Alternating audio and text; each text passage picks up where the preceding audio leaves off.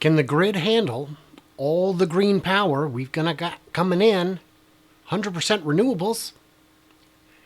Is that just a fantasy? I'm Brian.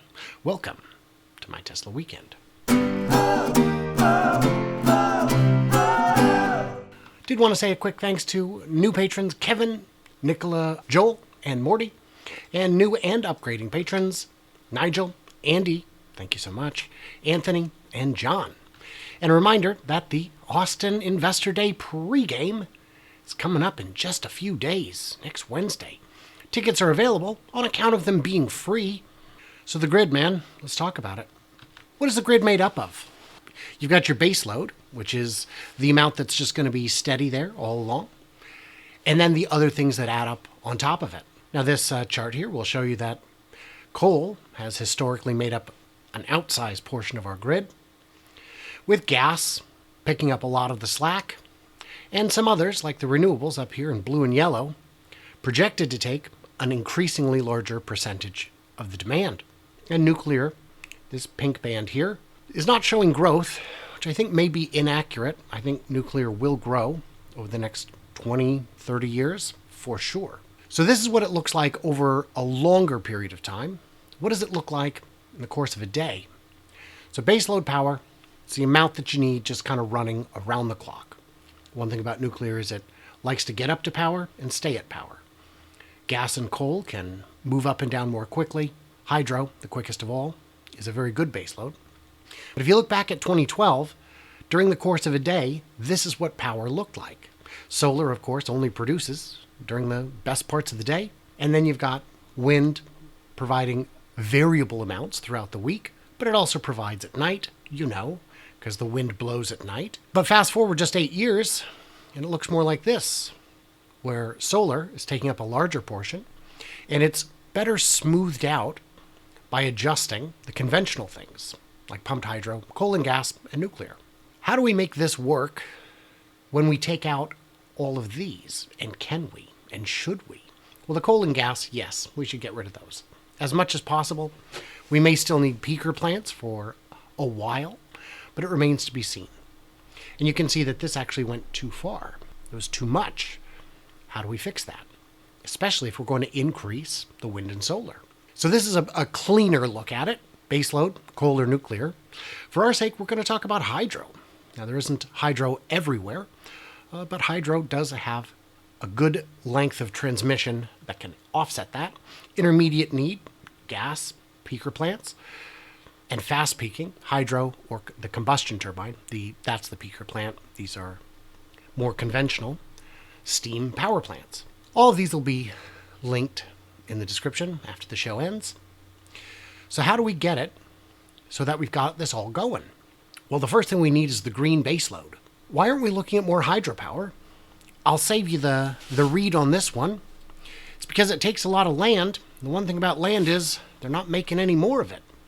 But we can better utilize the hydro we have, and in many cases we already are, by putting in more efficient turbines and better utilizing the resources we have.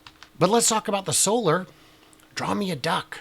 So this is, over the years, a look at how much the duck curve comes into effect.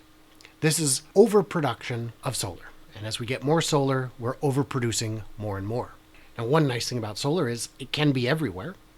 It can be on your roof, and my factory's roof, and my hotel's roof. It can be everywhere, but overproduction is a risk. And then, of course, in the evening, as it gets dark, there is no overproduction because there is no production. Neat thing that you can do to offset this is like these solar panels on the roof of Giga Texas do not face south, as you would expect. They face west. So what that means is their peak is not here, but over here, closer to 3, 4 p.m. So they produce less power during the optimal hours, but more power when it's actually needed. So intermittent, you've got your base load. Wind and solar aren't constantly available and not always predictable. They're offered as intermittent power resources. And in terms of a green base load, 7 reasons why nuclear is not the answer.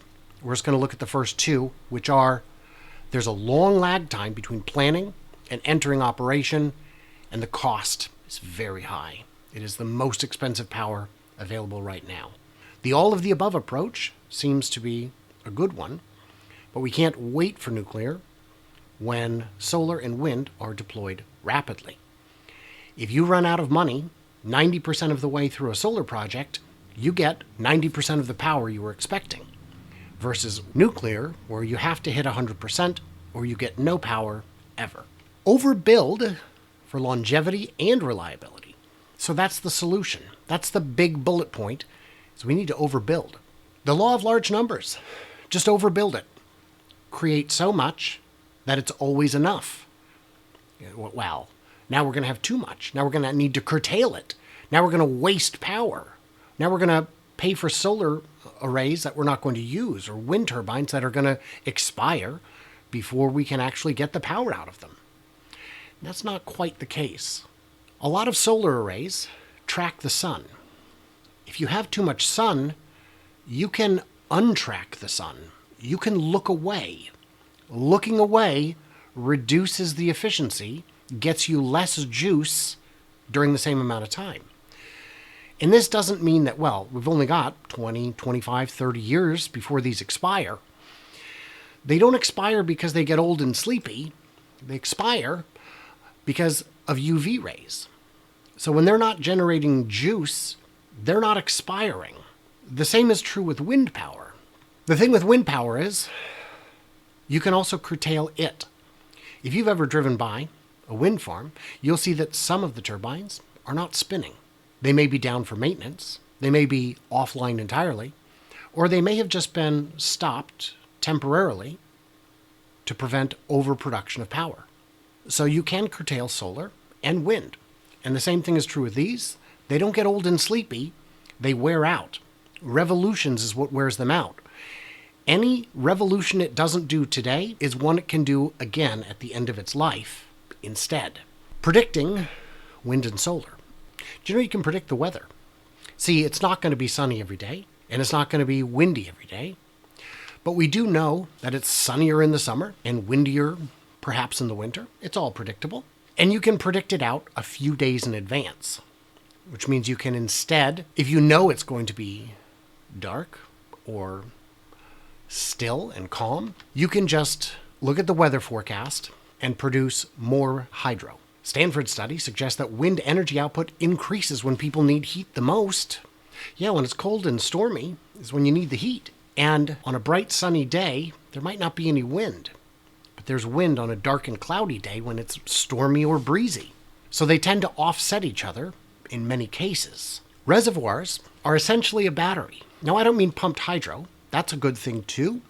But again, there's limited space available for it. But any gallon you don't put over the dam through a turbine today is one you can hold on to for tomorrow. Now, there's limits to this. You can't do it forever. But even just a few inches, a few feet of water in a large reservoir has tremendous potential energy.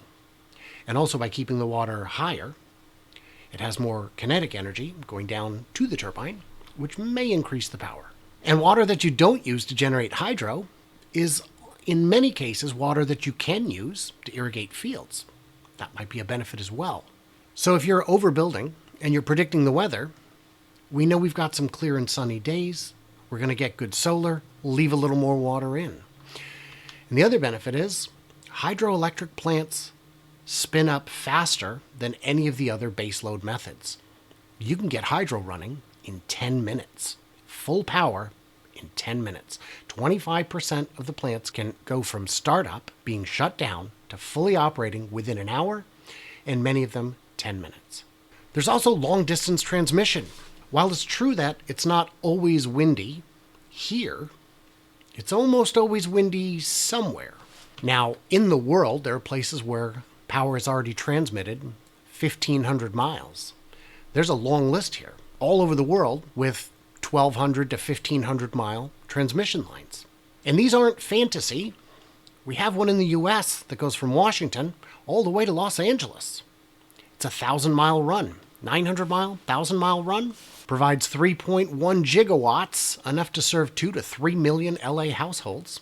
Represents almost half of the LA Department of Water and Power's electrical system's peak capacity. We already do this. Are you telling me There's nowhere in this entire stretch where we're not going to have wind or solar. And yeah, cloud cover could affect your rooftop or my rooftop, but the more rooftops we have, the more partial clouds don't matter. The more it balances out, the more it smooths out.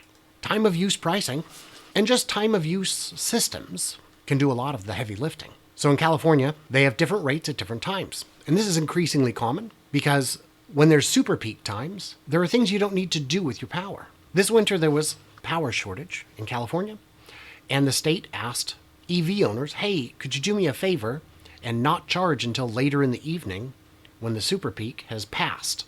And enough people said, yeah, of course, I don't want to pay the extra rate, that it saved the system. So time of use by itself can do a lot of the heavy lifting. Grid, home, and auto storage. So there's this little project called the Megapack that a little company called Tesla makes. They're cranking these out at a ridiculous pace. They're already able to replace an entire peaker plant in about a week and a half, maybe 2 weeks, depending on the size of it. These will help smooth the grid, but they'll also provide tremendous amounts of power. The more of them that are built, the more it can do. Combine that with transmission lines that can go long distances, and you're starting to see some solutions. But then, I don't know who this guy is. Great video. You got to check that channel out. In this, I talked about the fact that using cars and power walls is already a thing in some places to help alleviate strain on the grid, to sell back power at times when the grid needs it more than you do, at a price that is agreeable to you. All of that will work. And then, of course, in the pre-show chat, it was pointed out that the grid is straining, as it is, regardless of what power we're using. Local power helps the grid. If your new factory is drawing some of its power from the rooftop, that's less that needs to go from the grid in the first place. If your house is doing it, that's less that needs to go from the grid. The more we can decentralize, the better it is. A decentralized grid helps everyone. It helps the power companies. It helps the people who have to maintain these high voltage lines. It helps everyone.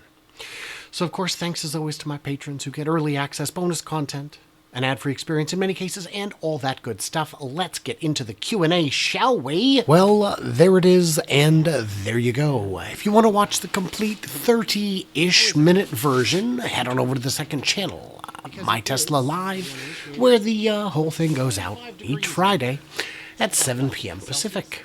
Yeah, join in the conversation. Thanks as always to everyone else. Like, subscribe, do the usual thing, and stay tuned, stay juicy, and I can't wait to hear from you clever robots on the live channel.